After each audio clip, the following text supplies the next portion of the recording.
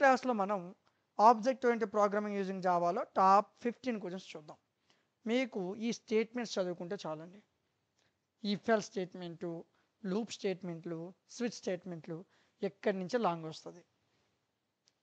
రెండో యూనిట్ ఇన్హెరిటెన్సు, పాలిమార్ఫిజము, అరే అంటే ఏంటి.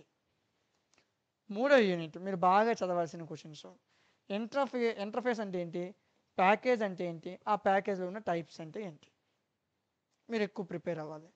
నాలుగో యూనిట్ అసలు ఒక థ్రెడ్ యొక్క లైఫ్ సైకిల్ ఏంటి, మల్టీ థ్రెడ్డింగ్ అంటే ఏంటి, ఒక థ్రెడ్ని ఎలా క్రియేట్ చేస్తాం. యూనిట్ 5 ఇక్కడ మీరు ఓకేనా. సో ఈ జావాలో ఉన్న ఈ క్వశ్చన్స్ అనేవి మీకు డేటా స్ట్రక్చర్ యూజింగ్ సీలో యాడ్ అయిపోయాయని చాలామంది కంప్లైంట్ చేశారు. నేను ఈ క్లాస్ అయిపోయిన తర్వాత డేటా స్ట్రక్చర్ యూజింగ్ సీలో ఉన్న 15 యూనిట్ క్వశ్చన్స్ నేను మారుస్తాను. ఓకే, ఇవి జావాలో questions. Border layout, grid layout చదవండి, ఈవెంట్ హ్యాండ్లింగ్ చదవండి, ఎంవీసీ ఆర్కిటెక్చర్ చదవండి. ఓకేనా.